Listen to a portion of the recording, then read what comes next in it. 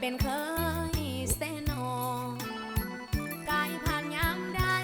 ซื้อปิ้งไก่ซอยน้องลายโตหัวใจลมมีเซโนแท่บอกหรือแกล้งเว้าใส่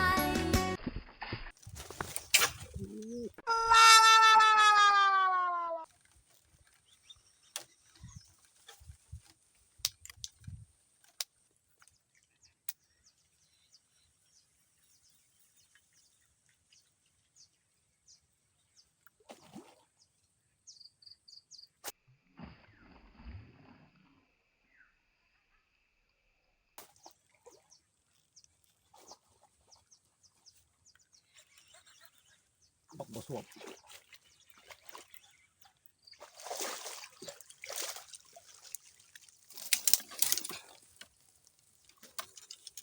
บอกสวบยากบัง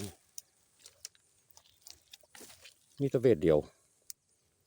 โล1โล2ประมาณโล2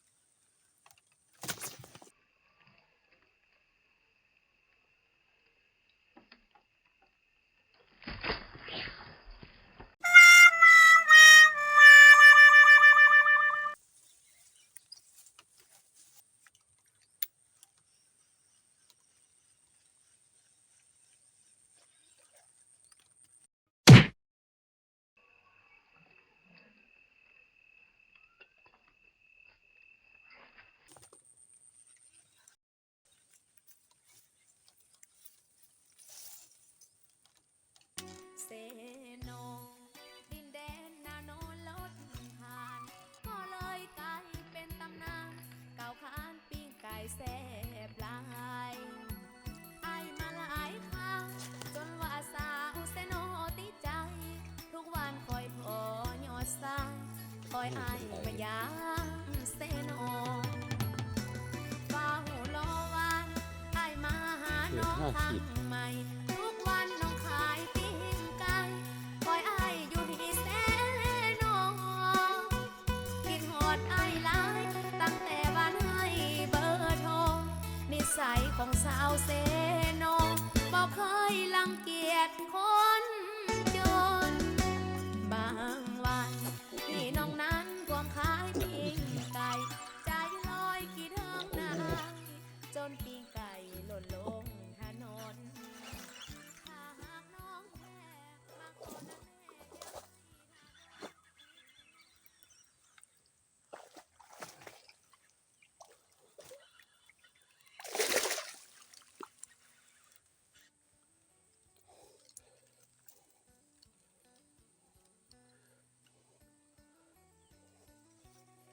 มีแตะเวทโลตัวที่2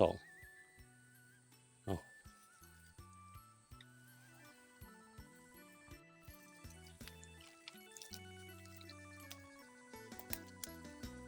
ฟ้าหูโลวัน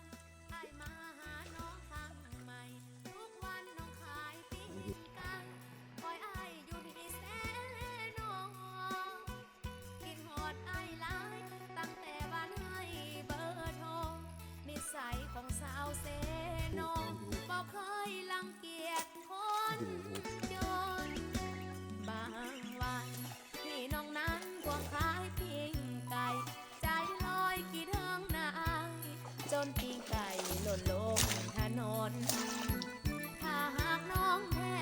มาขอนั้นแม่ย้ายถ้าดนสิให้ไอ้ดำ ถือว่าไส้โลเนาะ ได้เข้าเลยล่ะ มีแตะเวทไส้โล ปันให้ยา ประมาณโล กิน สรุปหมายเลยเนาะได้5ตัวเวทโล1โล2